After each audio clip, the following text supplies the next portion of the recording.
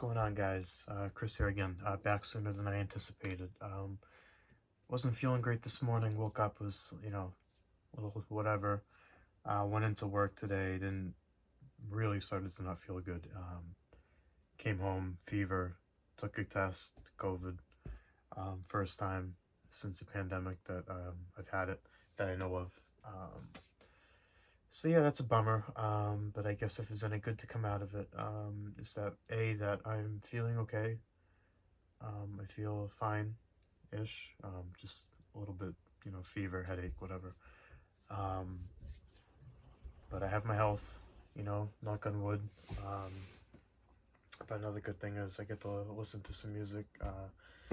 Like I said, make another video much quicker than I thought I would.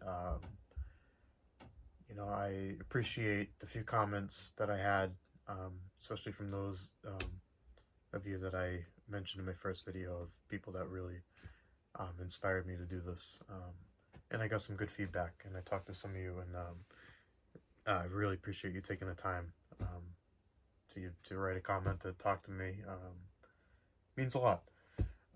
So I figured one of the styles of videos that I always enjoyed while watching a lot of your guys' videos was top 10 albums that got you into death metal. I feel like the way I'm going to do it is, my first couple videos kind of just give a baseline of, where I'm at as far as, like I said, I did in the first video, my history with some of this type of music, and maybe now, let you in on, what my personal favorites are. So I figured I would start with the easy one. Not that any of them are easy, but, the cliche one of, the top 10 albums that got me into death metal. So I got my stack right here. Now, a couple of these I had already talked about in my first video. So I'll just, go over them relatively quickly. Besides these two is really, excuse me, isn't going to be in much order, for the most part. I'll try to keep some kind of order, but not really. You're not keeping track of these things as they're happening, as you grow older. It's just, you hear something and you like it, and, whatever.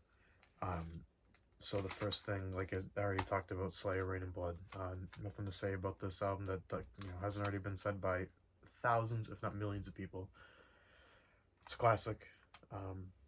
It's thrash, probably. Their debut is really good. I don't know if this is my favorite. I will say this is my favorite. I know this album front to back, because I'm sure everybody does. There's nothing to be proud of. Just a classic. So yeah, I don't need to go over Slayer, Rain and Blood. You all know what it is, and I've already talked about it. So, that is what opened my eyes to this kind of music, as I discussed in my first video. And if you haven't watched that, go check it out. I actually have, I think as of the time I'm recording this, 25 views, which is might sound silly to some of you guys, but are very humbling that even 25 people took the time, whether or not they clicked on and clicked right off, or you actually watched all the way through. Very humbling that people actually give a fuck enough to spend part of their day watching me. I can't fathom that, so thank you. So hopefully I'll give you something, some better content as I go on, as I get more comfortable with this. I like to think I have a lot of personality. It's just, I'm very shy at first. So hopefully after I get a couple of these under my belt, I'll really start to, get some better stuff going on here, and, entertain you guys more than just me babbling and mumbling in a monotone fucking voice. Alright. So, the only other album that it's in the stack that I've already talked about, along with Rain and Blood, is Scream Bloody Gore. First death metal album I ever listened to. Bought it strictly off the cover. As I said, I gave the whole story about this, so I'm not going to get into it, but that's what really kicked it off. And it's funny that, and I've always found it funny that the first album to kick off my love and my infatuation with this kind of music is pretty much what you could argue started it all back in the day. Um, I'm sure many people have that same story where this is the first that they checked out, and what a good way to get you hooked on this stuff. Probably helps that this is more on the thrashy side of things. You could argue, I mean, some people like to argue about Possessed, their first album, and whether or not that's the first death metal album. And a lot of people just consider it, like I've seen some of you consider it, I believe, dark thrash. You said when it came out, that's how you thought of it. I'm surprised at the people that will call this death metal, the first death metal album, but not consider Possessed to be the first. Not to say that they sound similar, but, they have similar qualities about them that I feel like, if you feel like this is just death metal, why isn't Possessed debut death metal? So yeah, so that's what got me. That was my first foray into, actual death metal. So another one, if we're gonna go strictly off of, actually I'll do this one first. This is a little out of order. This will probably piss some people off. Excuse me, I'm really sorry. Yeah,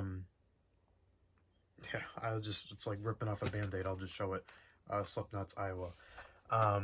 Before I got into death, and probably even before it was around the same time as Slayer, and probably after Slayer. I always liked Slipknot growing up. It's kind of like, the edgy kids band, growing up. So yeah, I mean, there's nothing, you can't say this is death metal. It's I wouldn't really call it new metal. I don't know what you really classify this as. It's like if Slipknot tried to do a death metal album with some qualities about it that are still new metal, still they didn't do as much of the rappy, turntable shit. I mean, I think there's a little bit of that on here if I remember correctly, but not too much. This is as heavy as Slipknot ever got. And I wouldn't really consider this death growls or anything like that. I would say that, Scream Bloody Gore is the first death growl that I've heard. There's some good songs, I mean, there's some songs in here that are just fucking brutal. Disaster Piece is fucking brutal. I Am Hated, People Equal Shit.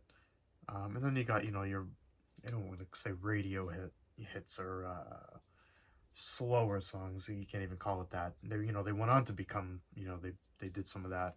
And, Corey Taylor's gone on to do whatever bullshit he's done on his own. It's fucking, can't even, but, yeah, there's some genuinely, like, disturbing things on this album.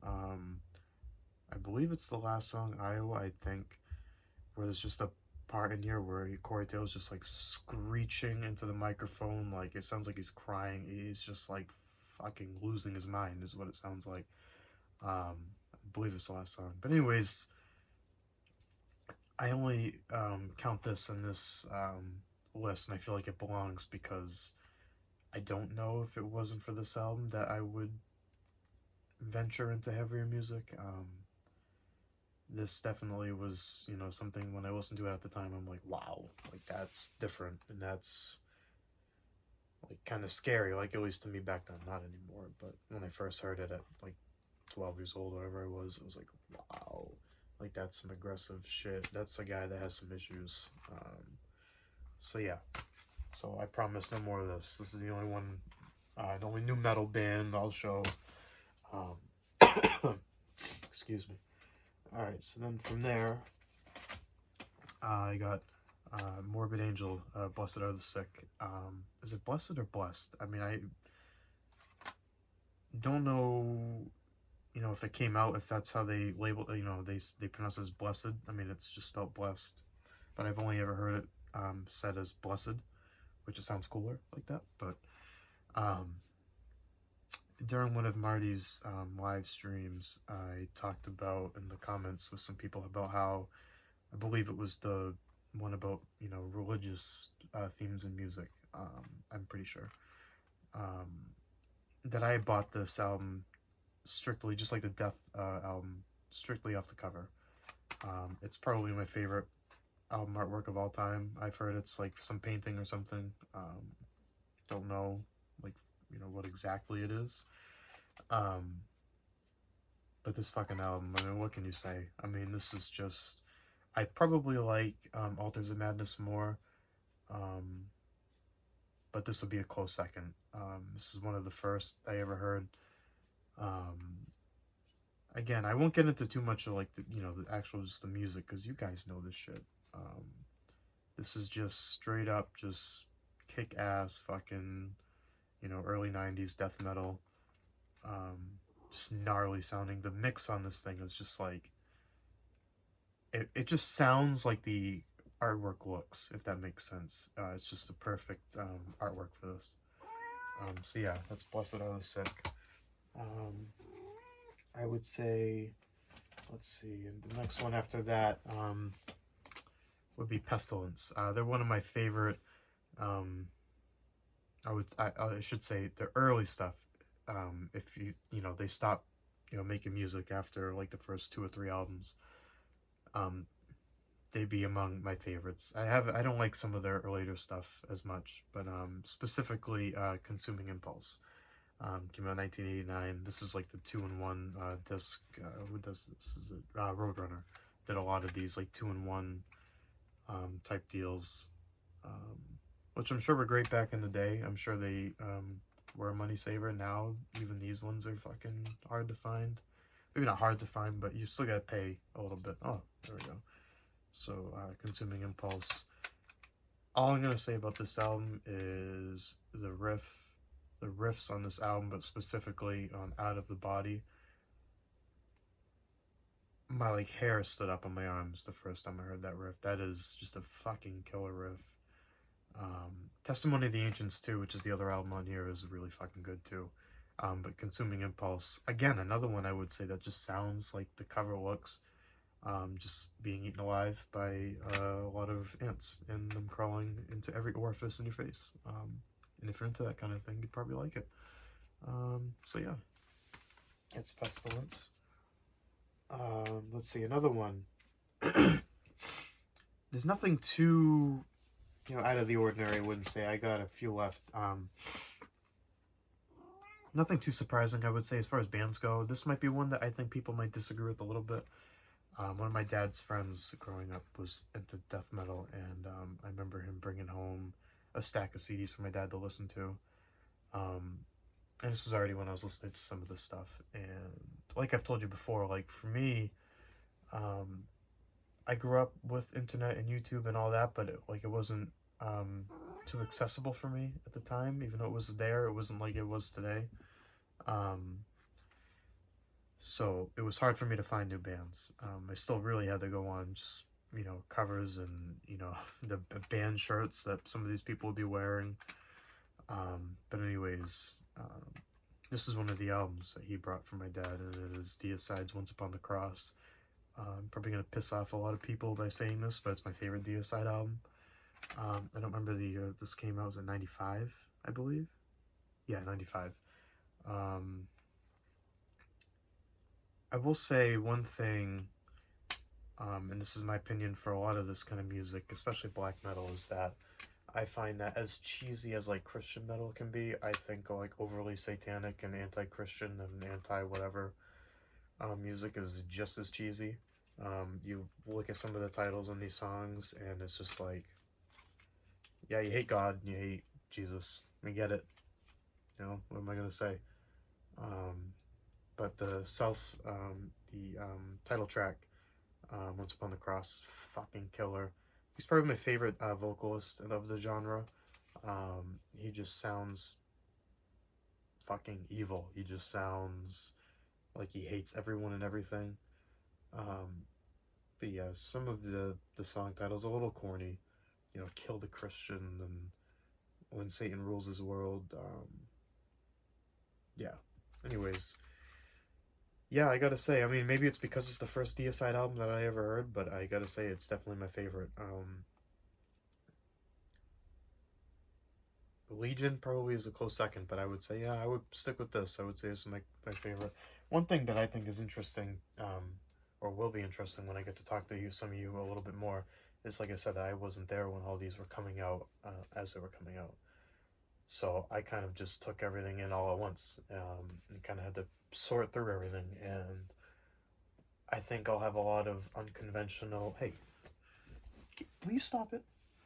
You fucking you little bastard. Um, I'll have, I think, a lot more unconventional favorites and than most of you guys, which I feel like will be something different than I can bring that I can bring to the table. Is I don't know how many younger people out there are actually even watching these type of videos. Not that that's a slight on any of you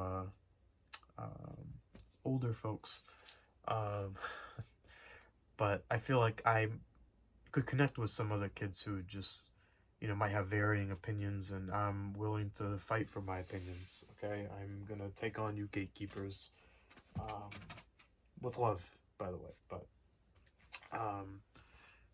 okay, another one that I have is Cryptopsy's None So Vile. I feel like I could say this for all these albums, but when I heard this, blew my mind. I mean, I was heavily into death metal. Like, I didn't hear this early on. I feel like if I heard this, if I bought this instead of Scream Bloody Gore as my first album, I probably, maybe not that I would never get into this kind of music, but this would be too much, I think, at first. This is not easy listening. Even if you're into the genre, this is not easy listening. It's some brutal fucking death metal. I had heard, I guess the only thing I could equate it to, that I had heard at that time was some Suffocation, but I would say this is just taking that up a notch. And this is just so many good riffs on here. The sound of the album is perfect. Yeah, I mean, this got me into other bands like I'm not the biggest brutal death fan. It's really love it or hate it with me. There's not many bands that stick out in my mind and of this ilk that I really listen to a lot. I would say Dying Fetus is one. Cryptopsy I listen to. I like most of their albums. I could get why people probably fell out of love with them over time, but I would say this is a classic. This deserves to be recognized more. I mean, everybody knows this album, I feel like, if you're into this music. But, excuse me. But I feel like this one deserves more of a prominent feature when we talk about most important death metal albums of the 90s. Or maybe not even most important, just off quality. Only 8 songs on here, but each one rips your throat out. And some great fucking album titles. Slit Your Guts is a great fucking song. Orgiastic Disembowelment. I mean, come on. What about it? What can I say? So I got 3 more. I'll show this one.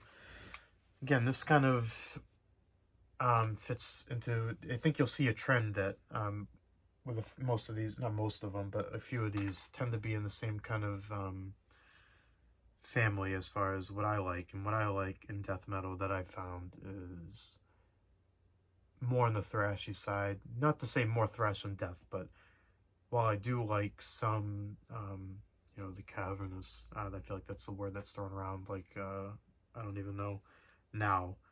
I like a lot of that, but a lot of it can be kind of samey. I feel like there's so much more you can do, at least in my opinion, with, a little more speed, a little more, a little more energy. So Cannibal Corpse, Eaten Back to Life. Yeah, this album, this was another one strictly off the cover. Like, I saw this and I knew that this had to be, something I would like when I started listening to this kind of music. Yeah, this thing shreds. What can you say? Born in a Casket, Bloody Chunks, Scattered Remains, Scattered Brains, or Splatter Brains, sorry. Mangled, Edible Autopsy. I mean, fucking, I read these titles and, as a 14-year-old kid into horror movies, it's this is a dream come true. Yeah, the artwork is sick, the music is sick. I'm not the biggest fan of I'm awful with names. One thing you'll learn about me is I'm horrendous with names. Why can't I think? Chris Barnes. Jesus Christ. I don't really enjoy him too much. I think Corpse Grinder is miles and miles ahead of him in regards to Cannibal Corpses. I do enjoy the first few Cannibal Corpse albums. This is my favorite of the first 4. I much prefer Corpse Grinder's era. When I think of Cannibal Corpse, I honestly don't think of Chris Barnes. I think of Corpse Grinder. But either way, this album, I can imagine when this came out, like people, you know, adults, parents seeing this on the shelves, if it really got on the shelves, and thinking like, what the fuck is that? So yeah, that's some good shit right there. Second to last, another band that I feel like, along with Cryptopsy, probably doesn't get enough of recognition as far as some of that early death metal stuff goes. This is Malevolent Creation, Retribution. This is I don't think there's anything fancy about it. I think this is another case of, you know, order that I heard some of this stuff in, so I have more of a connection to it. This is some good stuff. I believe this was just like all the rest, most like 90% of these albums, Scott Burns, you know, Florida death metal. If you haven't heard this, check it out. I can't say there's anything I can really say about this. You know, it's just good shit. You know, I'm not a really good descriptive person. I just, I like what I hear. You know, I don't use too many fancy words to describe albums. Some of the stuff like pisses me off when I read album reviews and they're like, oh, you know, the tempo and the blah, blah, blah, and I don't even know what any of that shit means. I know that I put this on and it fucking rips and I love it. That's what I know. But it's got that samey sound as far as some of the Florida death metal goes. Not that that's a bad thing. Give me Florida death metal, you know, all day long. Excuse me. All right, last one before I start to lose it here, because I feel like I'm at the end here.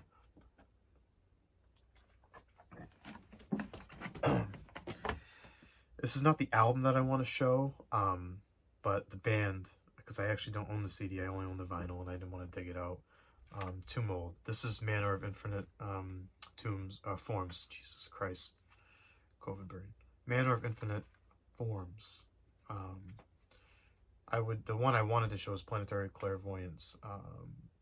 Beg for Life is the only song that I think comes close in regards to like my favorite, or one of my favorite death metal riffs of all time. If you haven't heard that fucking riff, go check it out.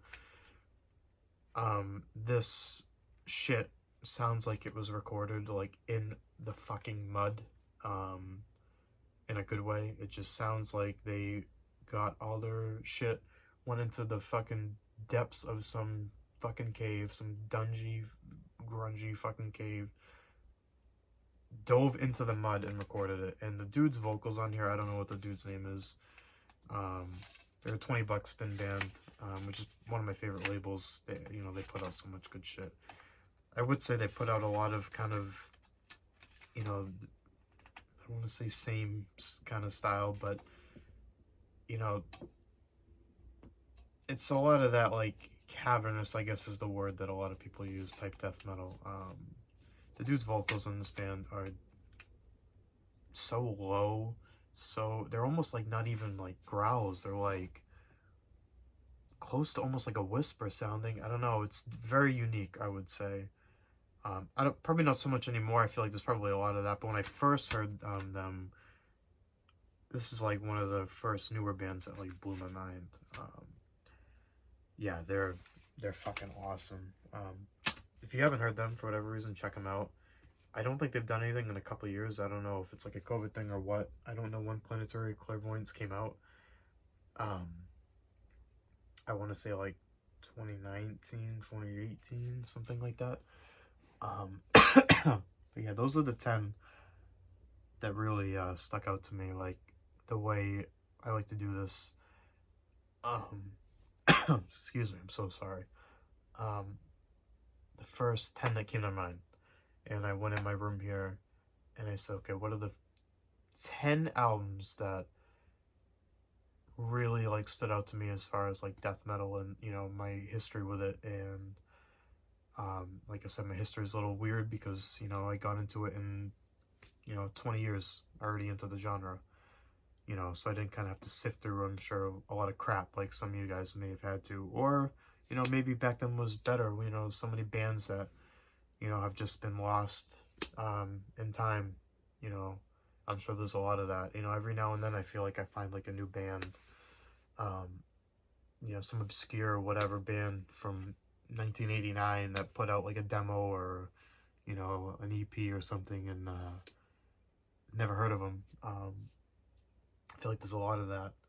And I'm enjoying how I feel like a lot of labels are, not a lot, but some labels are digging some of this stuff out and really pushing it forward and giving, shedding a light on some really obscure death metal bands. So yeah, anyways, ramblings aside, I would say those are the 10. Like I said, that's how I feel about when you want to pick your favorites. So like the first ones that come to your mind. Of course, it's not always how it works. I'm sure my mood plays a factor in that. My recent, what I've been listening to, um, I'm sure had an effect on that, because there's a lot of things I left out. Heartwork is one that sticks out as far as one that should be like an honorable mention. Effigy of the Forgotten, like I said, I mentioned that in my first video. There's too many. But pretty much all the ones that are loved by, everybody, I feel like most people's lists are relatively the same. There's nothing in this stack right here that's, earth-shattering or like, oh my god. It's just all, the classics for a reason. And I think that shows. If they touch me, 15, 20 years later, in the same way that it touched some of you guys, I think that means it's probably very special music. So yeah, I thank you so much for watching. I really appreciate the feedback that I got. And like I said, the fact that even just 20, 30 of you took the time to sit here and waste time in your life when you could be petting your dog or taking a shit or, whatever that you spent it watching me. Or maybe you could watch me and take a shit at the same time. I'd be very honored. Just please put your phone down when you wipe and wash your hands. Please. Yeah. I really enjoy this. I feel like it's been a lot easier than I thought it would be. So anyways, thank you for watching, and I'll see you next time.